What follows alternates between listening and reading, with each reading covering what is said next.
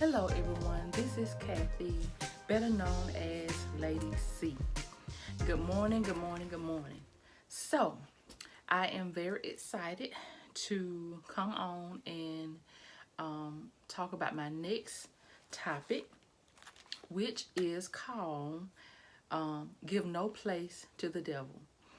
And I changed this topic from being respectful or being disrespectful because not everyone know that they're being disrespectful. Some people are just naive to certain situations and they don't know that it could be a trap. They don't know that it could just be a setup. They just don't know. So I that is why the topic is going to be called or is called Give No Place to the Devil.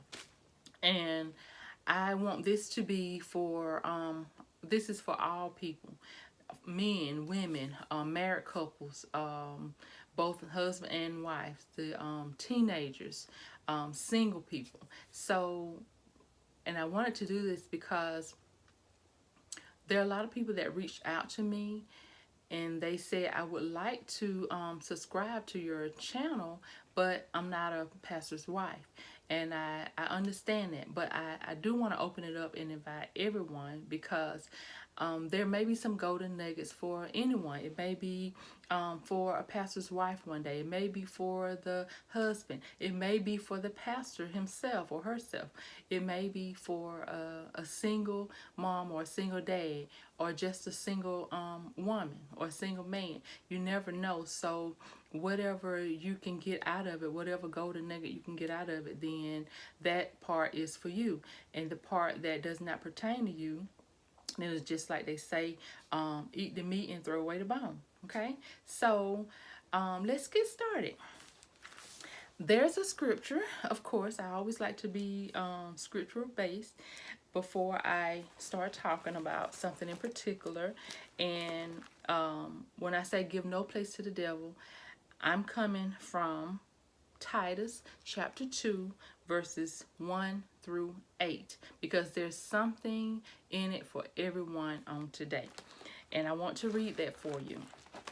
Titus chapter 2 reads, But as for you, speak the things which are proper for sound doctrine, that the older men be sober, reverent, temperate, sound in faith, in love, in patience, the older women likewise, that they be reverent in behavior, not slanderous, not given to much wine, teachers of good things, that they admonish the young women to love their husbands, to love their children, to be discreet, chaste, homemakers, good, obedient to their own husbands, that the word of God may not be blasphemed.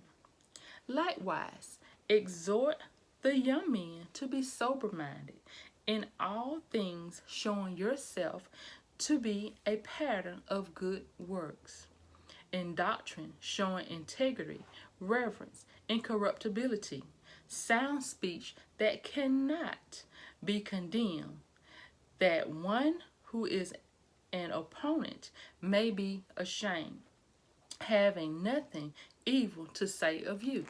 So this chapter, Titus chapter 2 verses 1 through 8, says a whole lot. If you actually go and study it and decipher through it, it gives out instructions for everyone. It's giving out instructions for the men, for the women, the husbands, the wives, the young women, the young men, for the children. It gives out instructions for everyone. So that's why I chose the topic, Give No Place to the Devil, because these scriptures is letting us know that there's a trap that could be set up, and they're trying to the author is trying to let us know that if we do these things and keep ourselves to be true and be obedient, then and we follow what the word is saying, then we will be obedient to God's word, and we will not be giving place to the devil. But if we don't do these things and follow the scriptures, then you could be setting up a trap for yourself. You could be there could be a snare set up for you. There could be temptation set up for you. You kind of need to err on the side of caution when you're not sure, and you need to be respectful to your spouses. You need to love them, and it's just a whole lot of things. So because it touched on everything and everyone, then that's why I want to focus on everyone today. Like I said, the topic is give no place to the devil.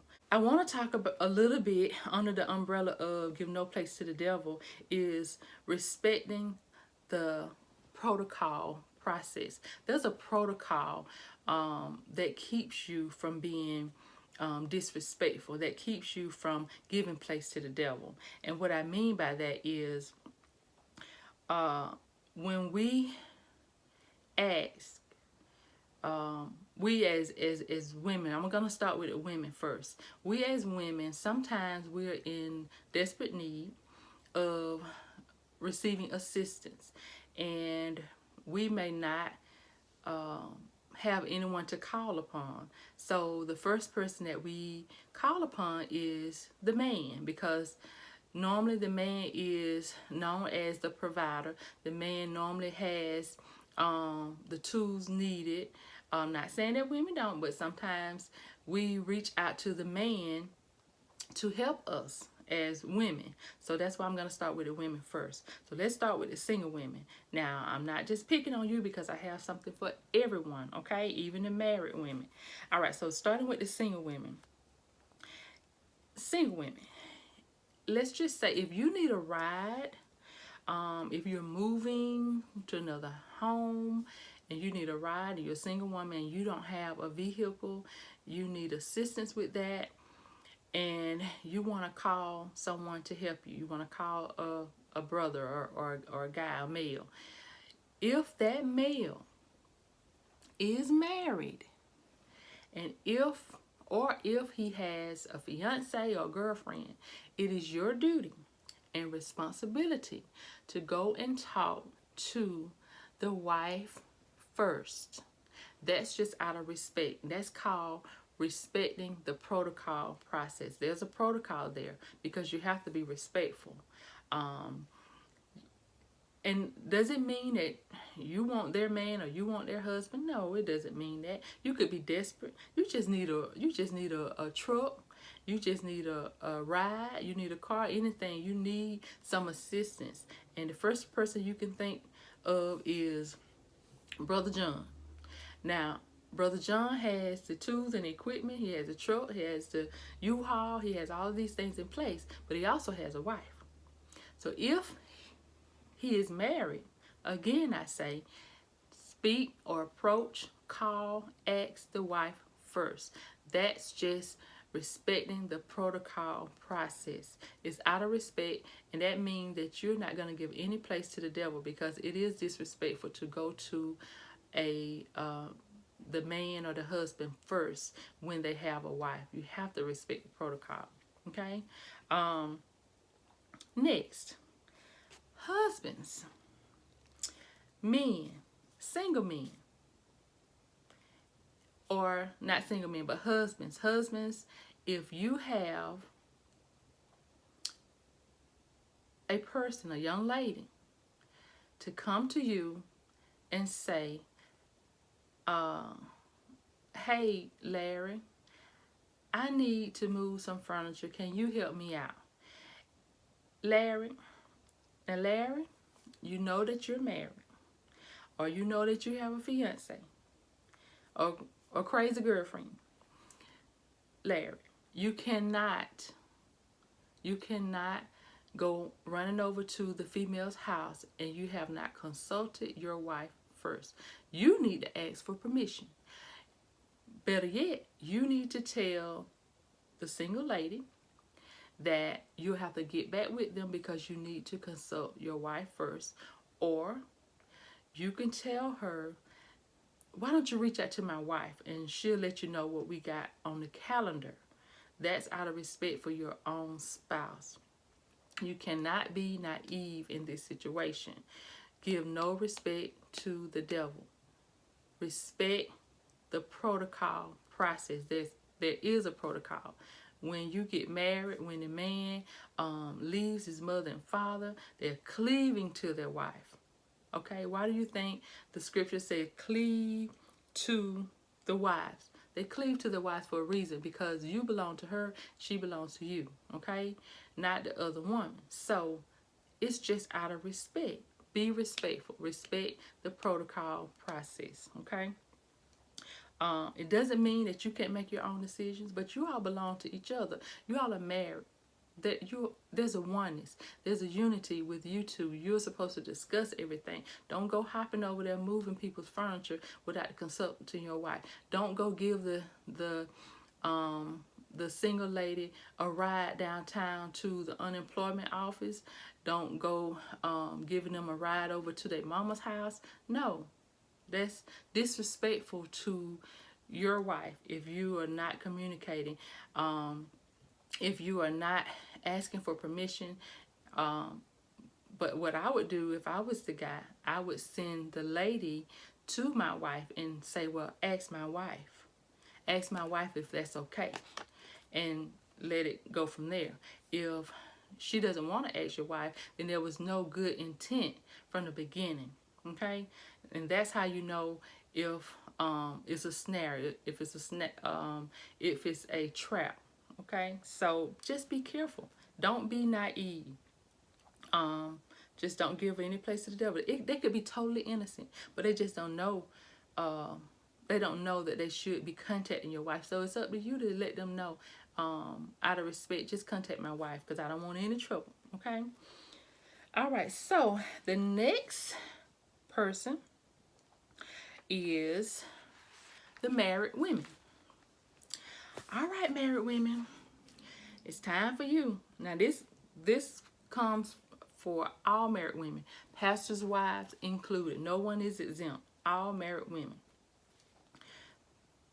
Married women, if you see that your house is in turmoil and you need there are finances that are needed for the home, there's things that need to be taken care of for the kids, your children need Pampers, clothes, and you have a husband, please do not approach another man that is not your husband. Do not approach another male, whether they're married or not. Do not approach another male, not even your brother, not even your father.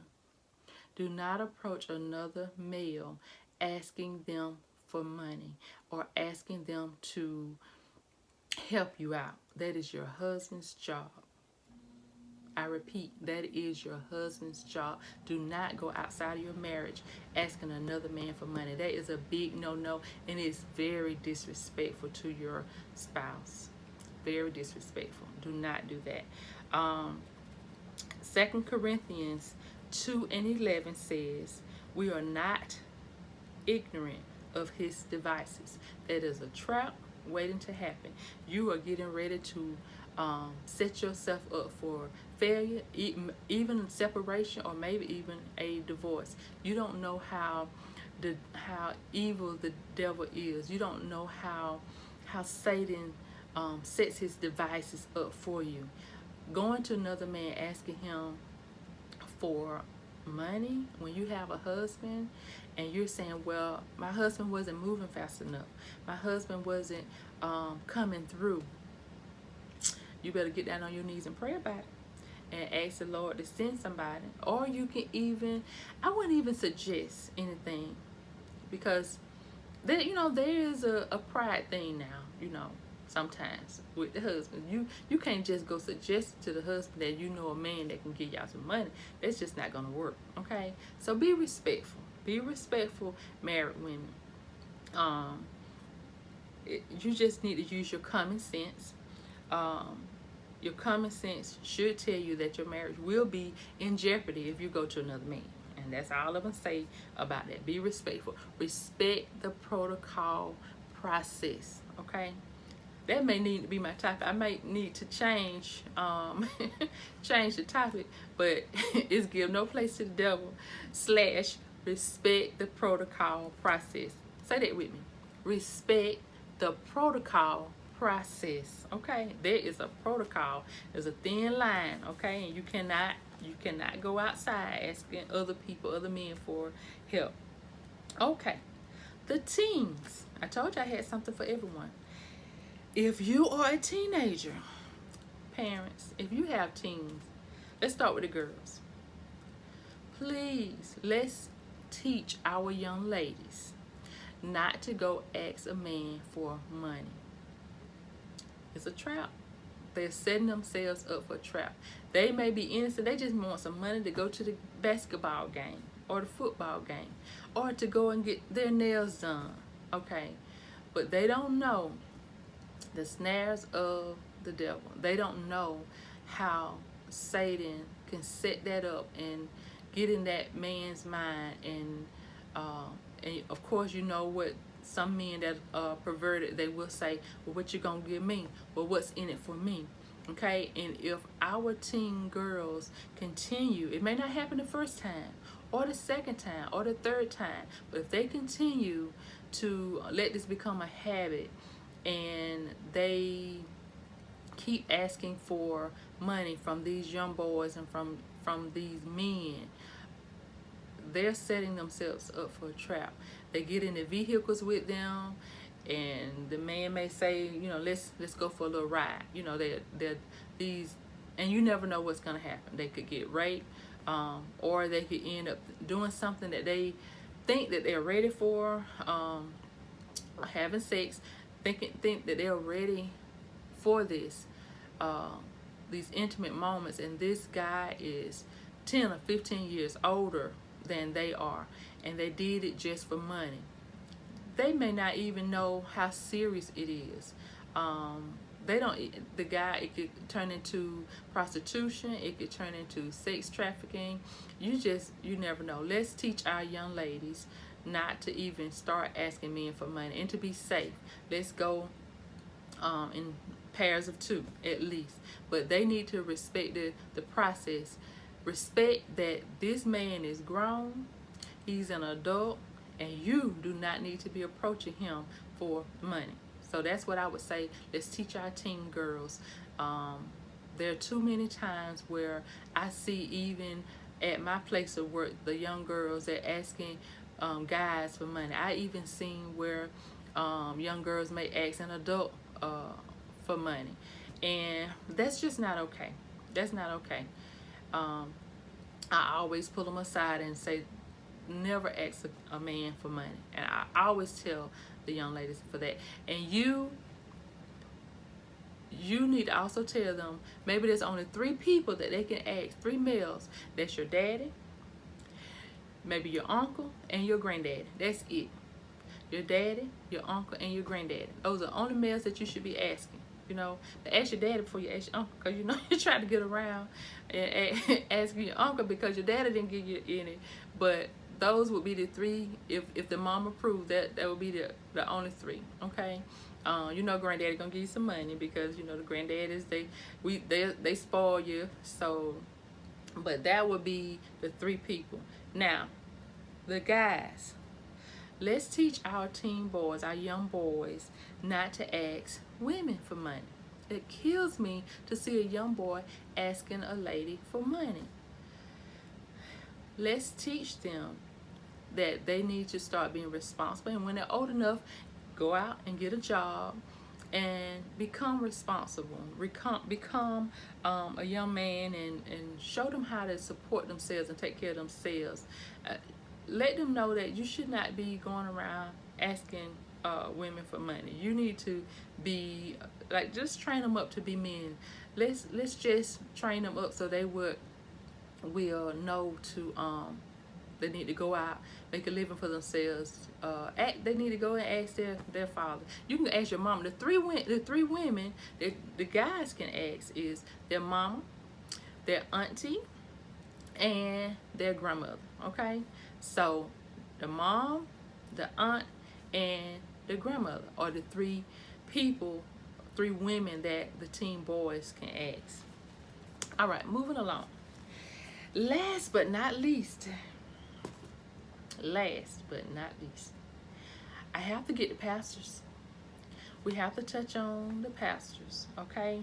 And yes, we probably have already touched on them because we said men, we said the women, we said the married men, but I have to be specific in talking about the pastors. All right, pastors, listen carefully, and I'm talking about the male pastors. If you have a young lady in your church, married or not, and they call you in need of assistance, let's just say they need some groceries, they may need their light bill paid, or they may need to buy their children some clothes, etc. Okay, you need to contact your outreach ministry in your church, or you need to contact your secretary or whatever you have, a helping hands committee or a missionary committee. You need to contact whomever you have in place in your church to help with this outreach. Okay, you do not need, as a pastor, you do not need to go running over to Piggly Wiggly or Publix or Walmart, buying the woman groceries and taking it to their house. And pastor, that's being naive, and you're giving place to the devil.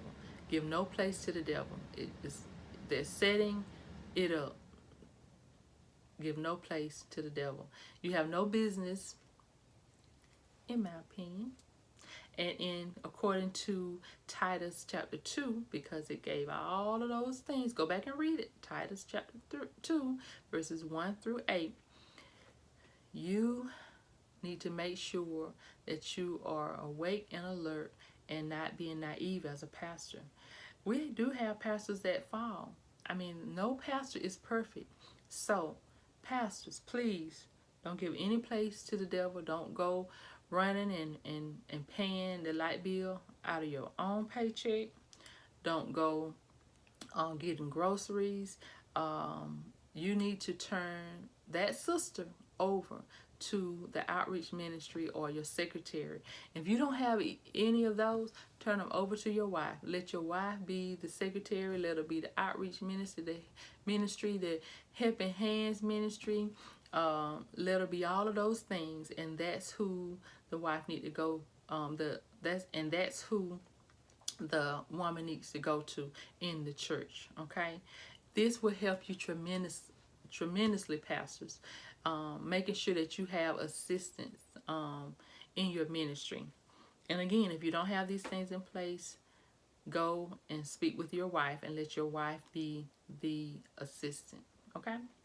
All right, because pastors, you also have to respect the protocol process. And I'm not talking about just your wife. I'm talking about, you don't even have to tell your wife if you have these other things in place at your church. Respecting that protocol, that there's a protocol even in church. There's order that should be in the church. So when you have people that are coming to the church asking for a helping hand, then you need to have a protocol in place. There's protocol and order everywhere, because protocol is basically a rule, some type of order that you should have in place that people should follow. That's basically what it is. So you should have a protocol in place as well, pastors. Making sure that, I'm not saying don't give them assistance, but make sure that there's a protocol in place where you can refer them to the right ministry in the church so they can receive the assistance that they need. Amen. Amen. Okay, so that sums up what I wanted to speak about today, because in the topic when I said give no place to the devil, that came from Ephesians 4:27. Ephesians 4:27. That was give no place to the devil. Make sure that you are respecting the protocol process, men and women, not just pastors, pastors' wives, married people, anyone, single people, teens. Teach your teens not to be asking, because we're raising them up. We're teaching them that it's okay. We're teaching them it's okay at an early age, and when they become adults, then they become these single women or moms, and it can be wives or married women. They become that adult who is going to other married men and asking them for money. So it starts by us training them when they're young. Train your child up in the way that they should go, but when they're old, they shall not depart. Okay, so we have a duty and responsibility to train our children up. And that is it for today. Make sure you remember, give no place to the devil and respect the protocol process. All right, thank you. It's been real. And you have a blessed day. Bye-bye.